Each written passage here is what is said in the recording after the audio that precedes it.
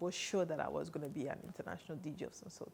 And then I went to tell my dad. I was like, Daddy, he was like, oh, what are you thinking of doing? And of course, everyone's going saying, I want to be an engineer. I want to be a doctor. Me, I was like, I want to be a DJ. The guy was like, you better go back into that room and think again or come back with something, more serious. So I think I came back and was like, business, like true story. And I was asking him, like, do you regret that? He was like, no. Fingers down my spine. Girl, you look mighty fine. Oh, won't you rub your fingers down my spine? Girl, you look mighty fine. Oh, won't you rub your fingers down my spine? Girl, you look mighty fine. Oh, won't you rub your...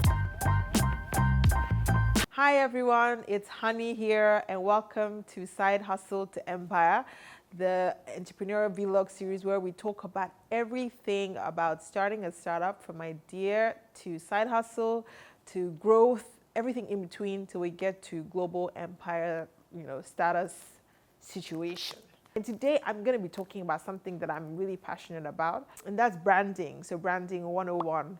I have some training or some experience in it. So I used to be the global brand manager at Ericsson. I worked in the headquarters in Stockholm and I was looking after the whole, all the regions. And then I was sent to Nigeria to be the regional brand manager. What I wanted to talk about today was how do you really apply branding to your business? What differentiates you from another person? And the key thing is really about brand.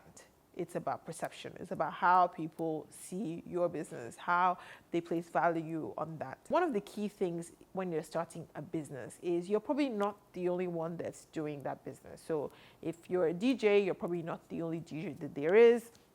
In my case, I run a fashion tech startup. I'm not definitely the only fashion tech startup. So when I was starting Fashpa, there were other big e-commerce companies and they still exist. You probably know them already.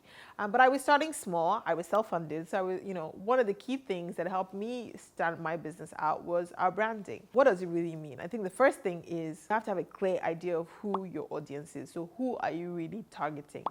You can't have a correct brand if you don't know who you're talking to, because it's almost nearly impossible or extremely difficult to talk to everyone at the same time. So even Amazon, that we all love, started out with books. And with books, they knew who they were reaching out to. So I started, and we were focusing on women. We were focusing on women who were into youth, who followed popular culture. Why is that important? Because our focus and our market area allowed us to be able to drill that information into everything that we were doing. Communicate that to that target market. And when I say communicate, I mean everything communication. So from your newsletter to your social media to to even how your invoice appears is all part of your branding. And I think people neglect that. Like for me, every single touch point that the customer comes in contact with is a branding opportunity, and I'm going to treat it as such. So when I started, I focused heavily on Instagram, and that's because I realized that the people that we were trying to target was there. So the second thing you need to do is very quickly figure out which social media platforms are relevant, because that's a key way to get your brand feeling and your brand perception across. The third thing when you start thinking about branding is really very quickly define your product. And defining your product, even if you're building an e-commerce site, you need to find what is it exactly you're trying to do. Are you going to win by product? Are you going to win by pricing? You need to find your strategy and build that into your branding communication. So if you're going to be a lifestyle business, for example, then your visuals need to be important. If you're going to base your own on price, then you need to advertise that as such.